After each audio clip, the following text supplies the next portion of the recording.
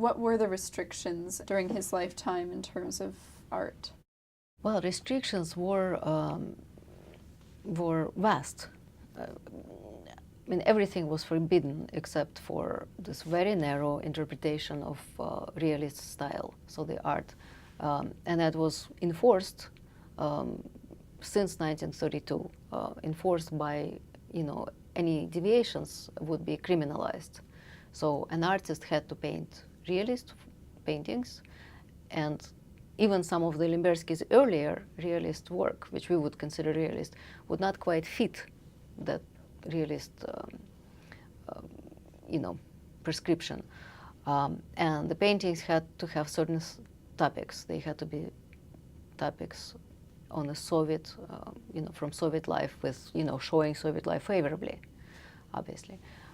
It could be historic paintings, but then they had to show the struggle of the working people against the oppressive regimes. So that is the only way, the only style that would be acceptable.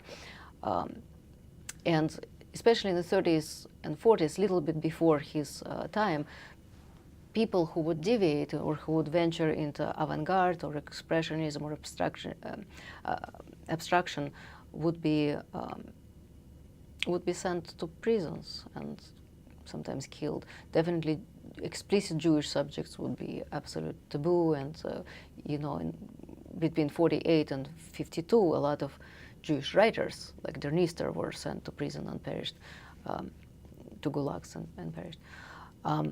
In 1950s, I think there was a little bit of relaxation, the period of thaw, and so there was some deviations were possible. But if artists were not sent to gulags and labor camps for, extreme deviations from socialist realism, there were other more subtle tools that the government had to keep them in control.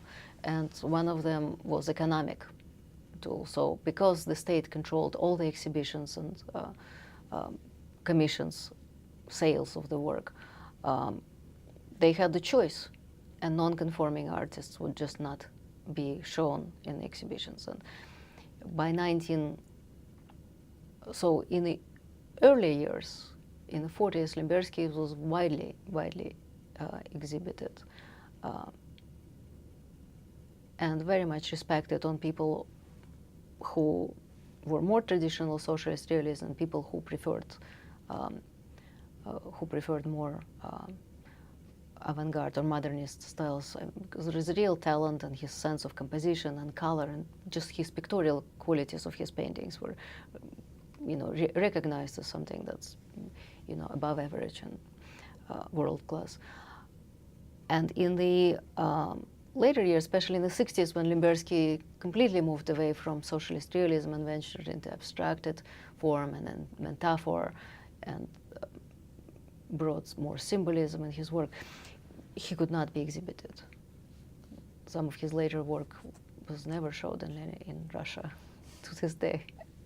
I think that, there is a limit to how far a totalitarian state can control a human being. And some of it comes to personal integrity. One is free. Ultimately, one is free, no matter where they are. And as long as you don't depend on the state for certain things, one can do things in the privacy of their studio, even though there are risks. One can take that risk if that person has courage, and he did. I think that he made a choice to live in poverty, even though as an artist he could have had a very luxurious life, because the successful, talented, and conforming artists were paid lavishly and had everything they needed. But he felt that it was not important. He and his wife felt that it's something that they were willing to sacrifice for the sake of their personal freedom. And I think partially his religious, his spiritual upbringing and Holocaust, the loss of his parents, were driving factors that was more important to express, to honor the memory and to honor the values, principles, and tradition, religion.